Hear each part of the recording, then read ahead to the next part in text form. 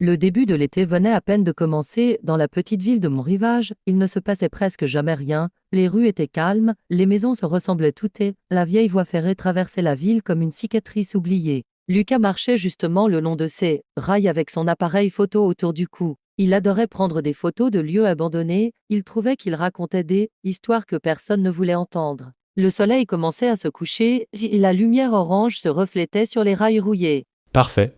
Il s'accroupit et prit plusieurs photos, le bruit du déclencheur brisa le silence.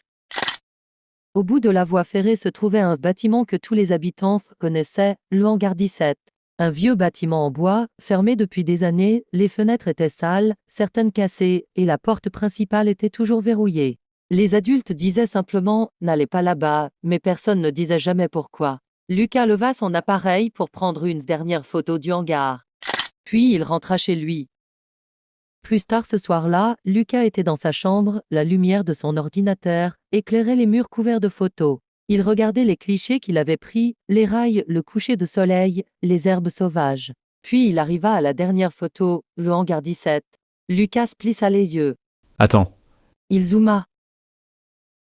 Dans une des fenêtres du hangar, il y avait une lumière blanche. C'est impossible. Le hangar était abandonné, personne n'y allait jamais. Son téléphone vibra, c'était Samy. Alors le photographe, t'as trouvé un fantôme?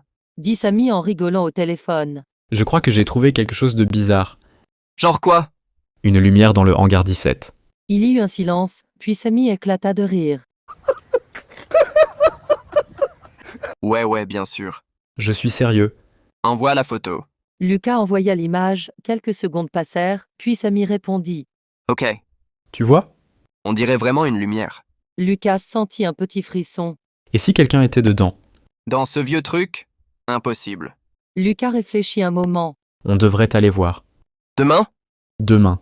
Samy répondit immédiatement. J'appelle Inès, Jade et Noah. Le lendemain après-midi, les 5 amis se retrouvèrent au skatepark. Jade était assise sur une barrière. Donc, résumons. Lucas pense qu'il y a quelqu'un dans un hangar abandonné. Pas quelqu'un, une lumière. Inès regardait la photo sur le téléphone. C'est vrai que c'est étrange. Noah fronça les sourcils. Le hangar est fermé. Depuis combien de temps? Au moins 10 ans. Jade sauta de la barrière. Bon, on va voir. Lucas sourit, c'était exactement ce qu'il espérait. 1 heure plus tard, il marchait le long de la voie ferrée.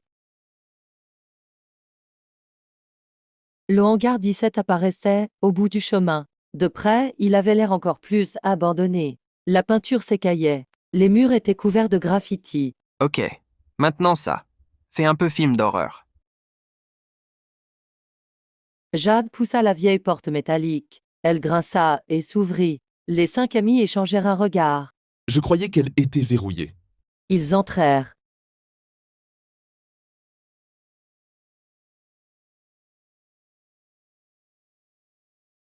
À l'intérieur, il faisait sombre et froid. La lumière du soleil passait à travers les fenêtres sales. Il y avait des caisses empilées, de vieux outils et une odeur de poussière. Lucas leva son appareil photo. Samy sursauta. Arrête ça! Inès marchait lentement entre les caisses. C'est bizarre. Quoi? On dirait que quelqu'un est venu ici récemment. Noah montra le sol. Il y avait des traces dans la poussière, comme des traces de pas. Lucas sentit son cœur battre plus vite. Vous avez entendu? Tout le monde se figea. Un bruit, un petit grésillement. Ils tournèrent la tête. Au fond du hangar, sur une vieille table, il y avait une radio. Et elle venait de s'allumer toute seule, le grésillement remplissait la pièce. Puis, une voix très faible passa à travers le bruit.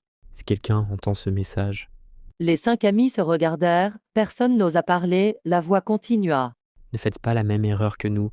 Puis la radio s'éteignit, silence total.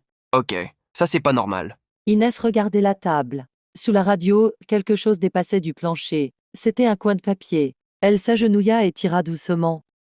C'était un vieux carnet, la couverture était abîmée. Sur la première page, un nom était écrit, Alex Moreau 2004. Noah fronça les sourcils. Attendez. Quoi? Alex Moreau. Il regarda les autres. C'est le garçon qui a point disparu dans cette ville. Le hangar devint soudain beaucoup plus silencieux. Lucas ferma lentement le carnet. Je crois qu'on vient de point trouver le début encore d'une très mauvaise histoire.